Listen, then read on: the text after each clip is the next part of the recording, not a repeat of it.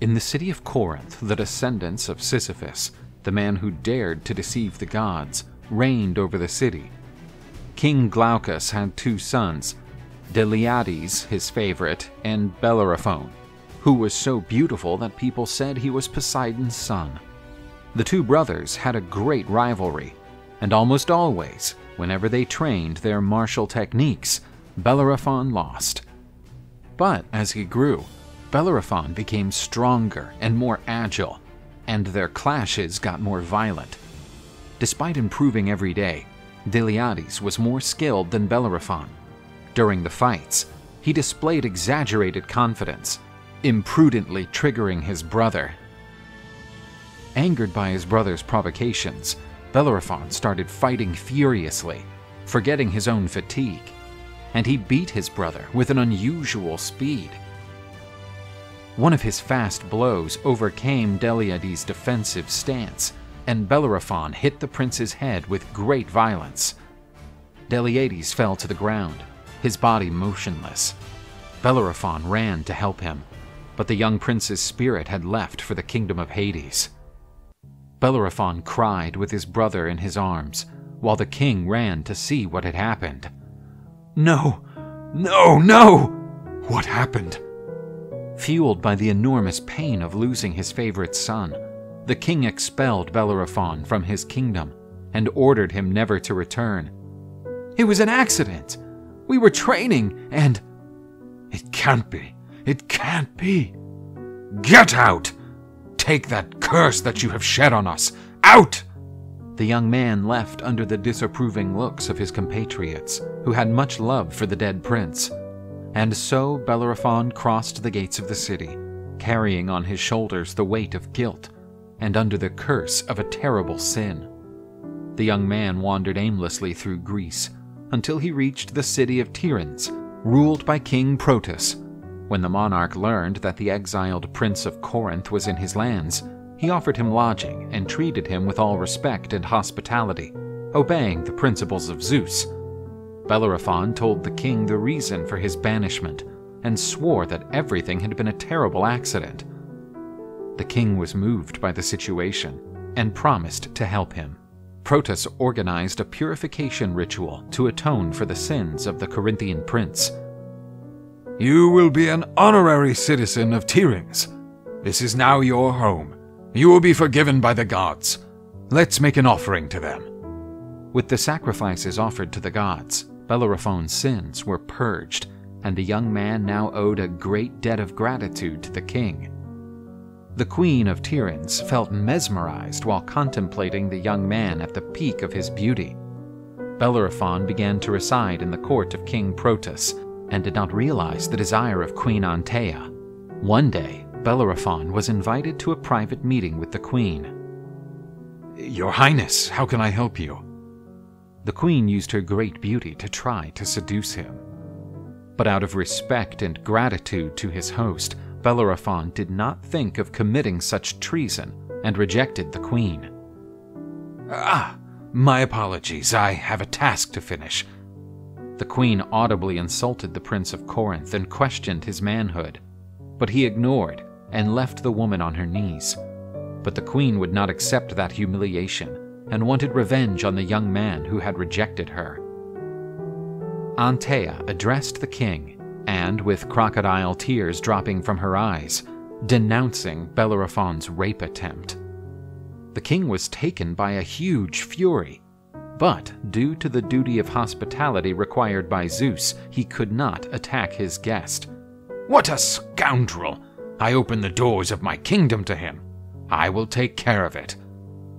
But Proetus was a wise man and devised a plan to get rid of the guest who had supposedly dishonored his home. The king ordered the scribe to write a letter to his father-in-law and delivered this sealed message to Bellerophon, asking him to give it to Iobates, the king of Lycia.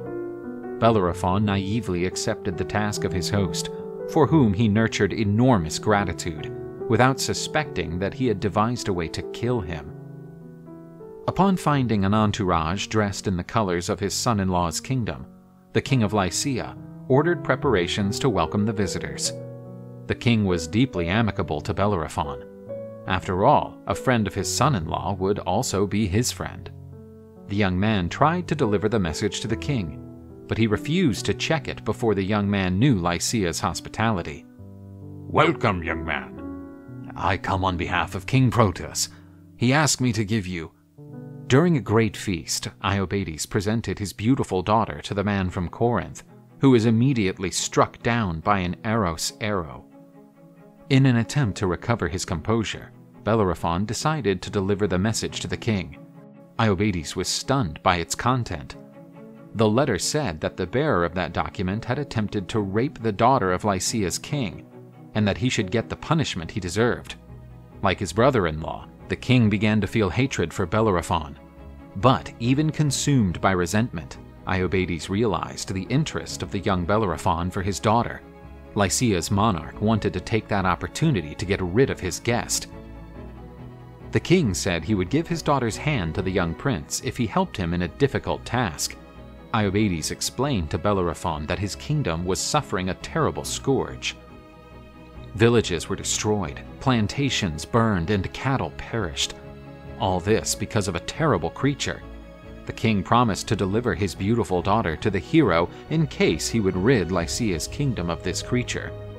Bellerophon, feeling an enormous sense of courage fed by passion, promptly accepted the challenge. "That task is mine. I will put an end to this curse." Bellerophon took up arms and left in search of the creature. Satisfied, Iobates saw the man, who supposedly tried to rape his eldest daughter, heading for a terrible death. The youngster had no idea that he would meet one of the most fearsome creatures that had ever passed through the earth. His name was Chimera. The monster descended from Typhon and Echidna, two of the most sinister creatures of the Greek world. This monster had a lion's head, a goat's head, and its tail was a terrible snake. The beast was a terribly aggressive animal. Nothing could resist his sharp claws, and his flaming breath burned everything around him. But before meeting this evil creature, the gods provided an unexpected encounter. Bellerophon found the magnificent winged horse Pegasus, son of Medusa and Poseidon, drinking water in a stream. He knew that if he could tame that creature, he would be practically invincible. The hero stealthily approached the winged horse and jumped on the animal, which reacted immediately, bouncing frantically. Pegasus threw the daring young man away. He fell to the ground and hit his head on a rock. Bellerophon became unconscious, and his mind entered the kingdom of Morpheus, the god of dreams. In his sleep, he came upon Athena, the goddess of wisdom, who had golden reins in her hands. "Am I dreaming?" Athena gave Bellerophon, for whom she felt great empathy, the special reins, and explained how to tame Pegasus. When the young man awoke, in his hands he had the goddess's divine reins, and Pegasus was still around. Following the goddess's guidance, Bellerophon calmly approached the glorious animal and gently put the reins on it. "Easy, my friend. I will need your help." The Prince of Corinth mounted the winged horse and began galloping. Bellerophon and the glorious creature took flight. Pegasus had never been mounted, but the union between the knight and the animal was so perfect that they pierced the clouds as if they were one single creature. At the top, Bellerophon noticed a huge column of smoke, indicating the presence of the terrible Chimera. "Looks like we found the monster." The bestial creature destroyed everything around him, and the flames consumed the village. Up there, Bellerophon was assessing his opponent. He was a more dangerous enemy than he had imagined. The beast spat gushes of fire against the hero, but the agile equine could anticipate the trajectory of those deadly attacks. Pegasus and Bellerophon flew in circles around the creature, which seemed to be increasingly confused.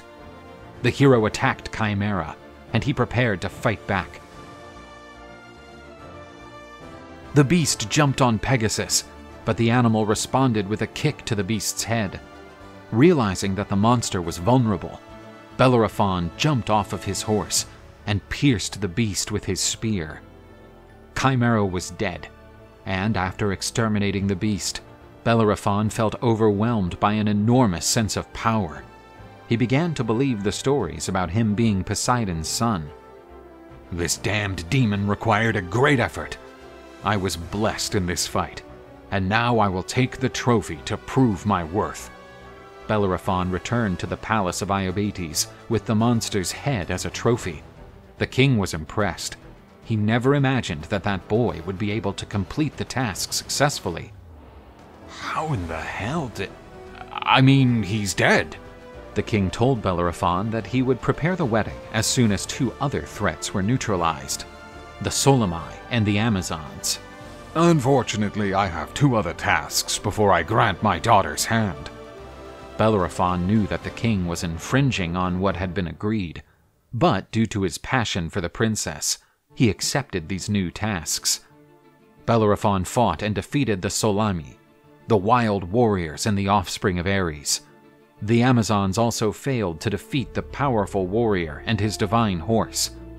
Bellerophon returned to Lycia, taking as prisoners the leaders of the looters who terrorized their kingdom. Here they are. What else do I have to do to prove my worth? Iobates realized that that man was blessed by the gods, and that the accusations made against him could only be unfounded. This guy is invincible. As promised, the king of Lycia celebrated Bellerophon's marriage to Princess Philonoe and named the hero as his heir. Bellerophon had conquered everything a man could desire.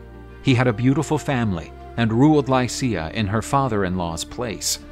But after all of his accomplishments, he believed he deserved a much greater glory.